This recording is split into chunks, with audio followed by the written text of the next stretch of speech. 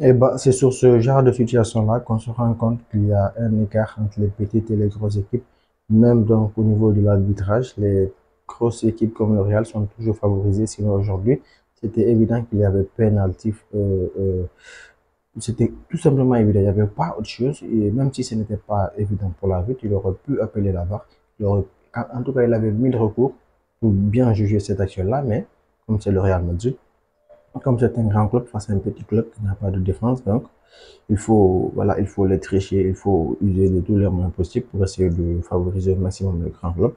Et ben, ça a toujours été comme ça et c'est comme ça. Le monde, il est injuste. Les grands sont toujours devant les petits et lorsque il y a des situations litigieuses comme celle-là aujourd'hui, c'est les grands qui sont favorisés par rapport aux petits qui n'ont aucun recours.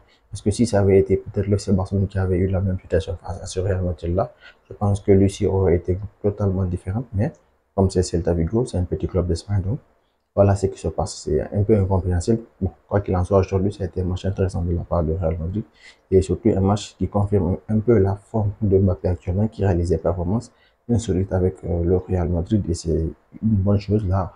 On peut enfin dire sans se tromper, sans se risquer, que lui, Mbappé, il s'est vraiment adapté au club. Il commence à vraiment s'adapter au club. Donc, pour la suite de la saison, ça risque d'être assez intéressant parce qu'on a vu face au Barça, c'était le seul Madrilène qui tenait en fait l'équipe. Et on a vu aussi donc aujourd'hui face à cette figure-là. Donc c'est une bonne nouvelle pour le Real, une bonne nouvelle qui s'accompagne d'une autre mauvaise puisque le Real Madrid maintenant ils vont affronter le FC Barcelone en quart de finale de la Copa del Rey.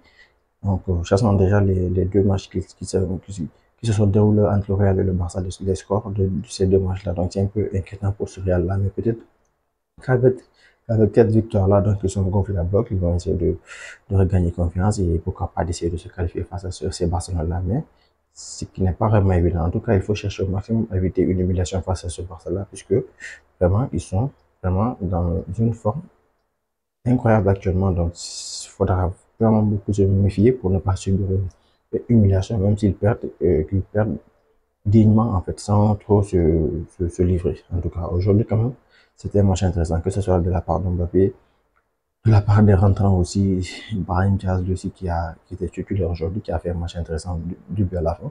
Donc c'était un bon match, un match propre avec ce système de 4-3-3 là, qui à mon avis convient mieux à ce Real là, même si ça voudrait dire qu'il faut sacrifier certains joueurs. Mais quand même, si c'est au profit de l'équilibre de l'équipe, c'est la meilleure chose à faire, même si il faut par exemple mettre un Bellingham sur le banc ou mettre un Rodrigo sur le banc pour essayer d'avoir cet équilibre là. Je pense que c'est la meilleure solution que de faire jouer les quatre à la fois et avoir une équipe complètement déséquilibrée pour les matchs. Donc, en tout cas, ça a été un match intéressant pour eux et j'espère qu'ils vont continuer comme ça.